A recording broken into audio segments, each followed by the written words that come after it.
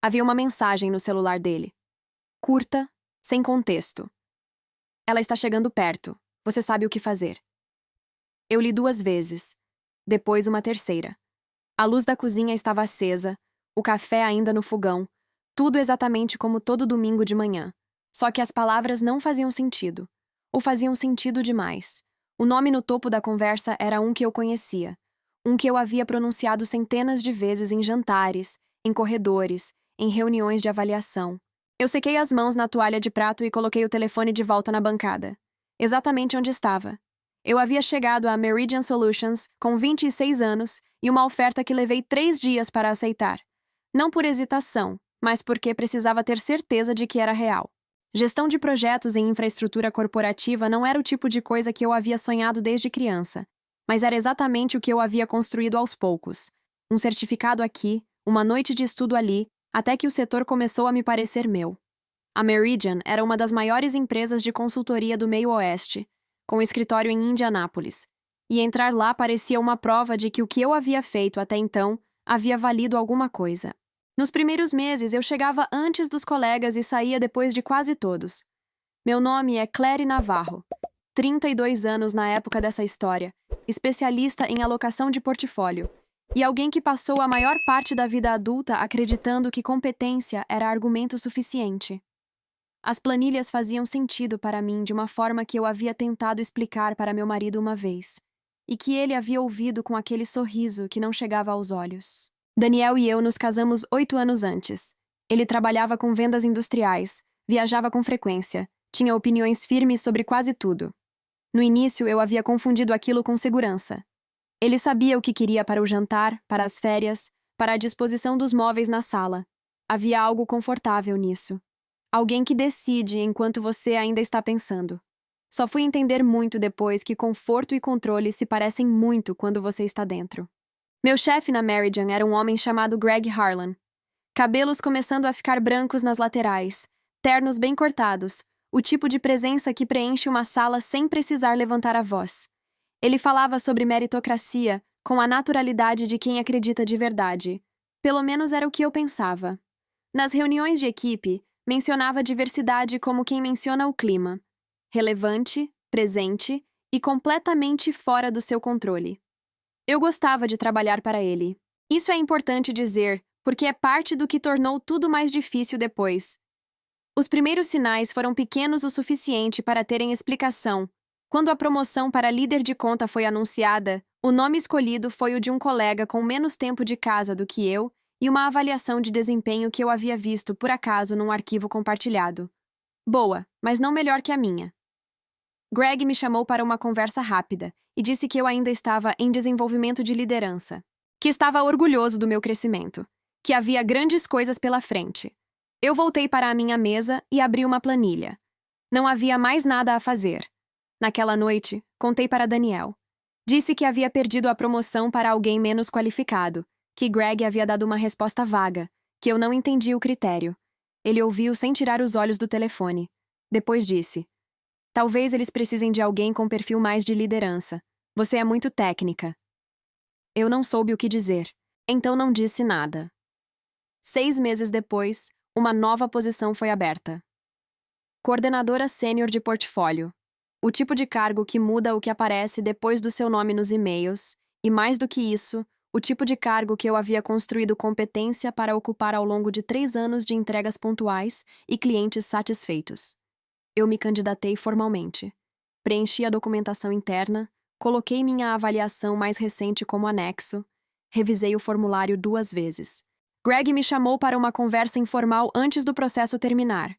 Sentou do lado oposto da mesa de vidro, cruzou os braços com uma leveza calculada e disse que minha candidatura era forte, que eu era exatamente o tipo de talento que a Meridian quer reter.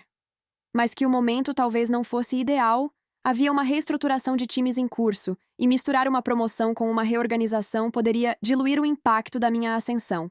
Ele disse ascensão como se estivesse me oferecendo algo. O cargo foi para Marcus Webb, que havia chegado à empresa 8 meses depois de mim, e que eu havia treinado durante as primeiras semanas dele na empresa. Marcus, naquela tarde, passou pela minha mesa e disse que estava feliz e que eu merecia muito o cargo. Ele era sincero. Isso tornava tudo mais difícil. Naquela noite, contei para Daniel de novo. Desta vez ele estava na cozinha, de costas para mim, preparando o jantar. Talvez seja a hora de você aceitar que esse lugar não é para você crescer, ele disse, sem se virar. Tem gente que é melhor em suporte do que em comando. Não tem nada de errado nisso. Eu olhei para as costas dele por um tempo. Depois fui para o quarto. Fechei a porta com cuidado. Sentei na beira da cama e fiquei olhando para o par de sapatos que havia comprado para usar na comemoração de uma promoção que nunca veio. Eles ainda estavam na caixa, no canto do armário. Eu havia esquecido de devolver. Não chorei. Só fiquei olhando. O padrão foi se tornando claro da maneira que os padrões claros se tornam, devagar e depois de uma vez só. Havia uma colega no meu time, Rachel Torres, que havia entrado 2 anos depois de mim com menos experiência e que havia sido promovida 1 ano antes. Quando perguntei a Greg sobre o critério, ele disse que Rachel havia demonstrado iniciativa excepcional. Quando perguntei o que isso significava em termos de avaliação, ele disse que era uma questão de visibilidade orgânica e que eu deveria trabalhar nisso. Naquela mesma semana, juntei o que havia conseguido observar e sentei com Daniel na mesa da sala. Trouxe papéis, datas de promoções, nomes, avaliações, uma linha do tempo que eu havia passado 3 noites montando. Ele olhou por menos de 1 minuto. Depois empurrou os papéis gentilmente para o lado e disse: Você está fazendo isso parecer uma conspiração. As pessoas simplesmente têm estilos diferentes de trabalhar. Aquela noite eu acordei às 3 da manhã e fiquei deitada no escuro por 1 hora inteira, ouvindo a respiração dele ao meu lado.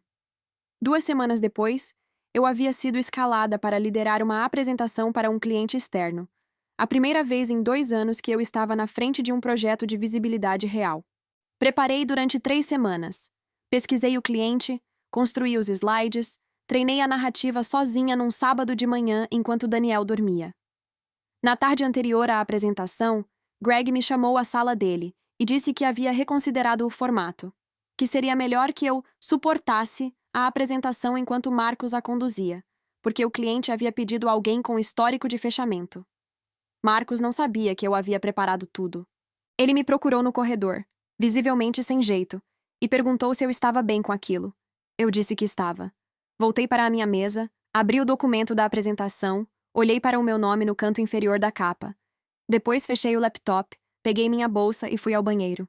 Entrei na última cabine e travei a porta. Fiquei ali por 8 minutos. Do lado de fora, eu ouvia o escritório funcionando normalmente. Uma conversa perto da copiadora, alguém rindo, o som familiar de uma tarde de quarta-feira. Minhas mãos estavam apoiadas nos joelhos, e eu olhei para elas por um tempo sem entender direito o que estava sentindo. Não era raiva. Era algo menor e mais pesado do que raiva. Quando voltei, abri o laptop de novo e continuei trabalhando. Havia outros nomes que eu fui juntando naquele período. Priya Mehta, que havia saído da empresa depois de 2 candidaturas rejeitadas. Sandra Cook, que havia pedido demissão no ano anterior e que eu havia ouvido dizer, numa conversa de corredor, que foi por falta de perspectiva. Havia uma consistência que eu não havia notado porque ainda não havia aprendido a procurar. Foi num domingo de manhã, em outubro, que tudo se encaixou de uma maneira que não havia como desfazer. Daniel havia saído para buscar café. Deixou o celular na bancada da cozinha enquanto eu lavava a louça do dia anterior. A tela acendeu com uma notificação. Não era o tipo de mensagem que se abre no telefone de outra pessoa, mas o nome que apareceu no topo era grande o suficiente para eu ler sem tentar. Era o nome do meu chefe. Eu sequei as mãos. Peguei o telefone. A conversa era longa. Havia meses de troca ali. Eu rolei para cima devagar, como quem abre algo que sabe que não vai conseguir fechar depois. Eles haviam ido à mesma faculdade. Eu não sabia disso. Em 8 anos de casamento, Daniel nunca havia mencionado o nome Greg Harlan. Não de uma forma que eu houvesse associado ao meu chefe. As mensagens eram informais, do tipo de troca entre pessoas que se conhecem há tempo suficiente para dispensar apresentações. E em meio às mensagens sobre futebol, e sobre um churrasco de setembro que eu não havia sido convidada, havia outras. Ela está chegando perto. Você sabe o que fazer. Tudo bem. Ela não vai chegar a lugar nenhum enquanto eu estiver aqui. Melhor assim. Ela fica feliz. A gente fica tranquilo. Eu li a última mensagem 3 vezes. Ela fica feliz. Como se a minha estagnação fosse um serviço que eles estavam me prestando. Como se eu fosse uma equação que os dois haviam resolvido juntos, em algum jantar que eu não havia frequentado, num ano que eu não saberia precisar. Coloquei o telefone de volta na bancada, exatamente onde estava. Fui até a janela da cozinha. Lá fora, a rua estava vazia, uma manhã comum de domingo em Indianápolis. Eu olhei para o asfalto por um tempo sem pensar em nada específico. Depois pensei em 3 anos de reuniões, de formulários preenchidos com cuidado, de conversas noturnas em que eu tentava entender o que estava fazendo de errado. Pensei nas costas de Daniel enquanto ele preparava o jantar. Pensei no par de sapatos na caixa, no canto do armário. Quando Daniel voltou com o café, eu estava sentada à mesa, com as mãos sobre os joelhos. Ele perguntou se eu estava bem. Eu disse que sim. Ele colocou a xícara na minha frente e foi para a sala. Eu não bebi o café. Naquela tarde, enquanto ele assistia à televisão, fui para o escritório do fundo. Fechei a porta sem barulho e sentei em frente ao computador. Havia uma pasta na gaveta, avaliações, candidaturas e e-mails de feedback acumulados ao longo de 3 anos. Eu a peguei, coloquei em cima da mesa, abri o computador e comecei. A primeira coisa que fiz foi ligar para uma advogada trabalhista chamada Diane Pratt, cujo nome uma colega havia mencionado numa conversa de almoço meses antes. Marquei uma consulta para a semana seguinte. Ela me recebeu num escritório pequeno no centro de Indianápolis e ouviu tudo sem interromper. Quando eu terminei, ela disse: "Você tem padrão documentável. A questão é o quanto você quer provar e até onde." Eu disse até onde. Nas semanas seguintes, continuei chegando a Meridian no mesmo horário, usando as mesmas expressões, respondendo e-mails com o mesmo tempo de espera. Daniel continuava jantando do meu lado, perguntando como havia sido o dia, e eu respondia com o cuidado de quem está guardando algo frágil numa mão enquanto serve o prato com a outra. À noite, enquanto ele dormia, eu documentava. Diane havia me ensinado a identificar padrões de linguagem nos e-mails de feedback. Palavras como ainda e momento certo e perfil em desenvolvimento, que apareciam com consistência nos retornos enviados a mulheres e raramente nos enviados a homens no mesmo nível. Montei um comparativo de avaliações de desempenho por gênero nos últimos 5 anos. Reconstruí o histórico de candidaturas rejeitadas, minhas e de outras, usando dados públicos de LinkedIn e datas de saída da empresa. Sandra Cook foi a primeira a responder minha mensagem. Priya Mehta respondeu 3 dias depois. Depois vieram mais 2, de anos diferentes, com histórias que eu reconhecia em detalhe. Houve uma noite de novembro em que parei no meio de tudo aquilo. Fechei os documentos e fiquei olhando para a tela apagada. Pensei em simplesmente ir embora. Pegar o que havia juntado como portfólio para uma nova empresa e deixar os dois com a história que haviam construído juntos. Seria mais limpo. Haveria menos custo. Fiquei assim por uns 20 minutos. Depois abri os documentos de novo. Marcus Webb me procurou numa manhã de dezembro, no corredor perto da copiadora. Durante meses eu havia observado o peso daquilo no rosto dele. Não culpa, exatamente, mas algo próximo. Ele disse em voz baixa que havia percebido um padrão. Que havia tentado mencionar a Greg uma vez e que Greg havia dito que ele estava superanalisando. Que havia uma candidatura de uma colega que Marcus havia apoiado formalmente e que havia sido rejeitada sem feedback claro. "Eu não sei o que está acontecendo", ele disse. "Mas eu sei que alguma coisa está." Eu olhei para ele por um momento. Depois disse: "Obrigada, Marcus." Não disse mais nada. Ele não perguntou mais nada. Mas a partir dali, ele começou a guardar coisas também. Datas, e-mails, registros de reuniões. Sem que eu pedisse. Por conta própria. 3 meses depois de começar, o dossiê tinha 46 páginas. Comparativo de avaliações, padrão de linguagem nos feedbacks de rejeição, histórico de promoções com análise estatística de disparidade, depoimentos escritos de Sandra, Priya e mais 2 ex-funcionárias. E, como anexo final, o histórico de e-mails corporativos de Greg Harlan, obtidos por solicitação legal formal, com trocas que o departamento jurídico da Meridian não ia querer ver num processo trabalhista. A conexão com Daniel não estava no dossiê. Eu havia decidido isso com Diane numa tarde fria de dezembro, numa conversa longa sobre o que eu queria que aquilo fosse. Havia formas de usá-la. Eu escolhi não precisar. A reunião de avaliação anual da Meridian acontecia sempre na segunda semana de janeiro. Era o momento em que as promoções do primeiro trimestre eram sinalizadas internamente. Eu havia estado em todas as últimas 4 como candidata. Havia saído de todas como em desenvolvimento. Desta vez, eu não fui como candidata. 3 dias antes da reunião, Diane entrou em contato com o departamento jurídico da Meridian. Naquela tarde, enquanto os documentos eram entregues, eu estava na Meridian, sentada na minha mesa, respondendo e-mails. Greg passou pelo corredor por volta das 4 da tarde com o passo levemente diferente, mais rápido, os ombros um pouco mais fechados. Ele não olhou para mim.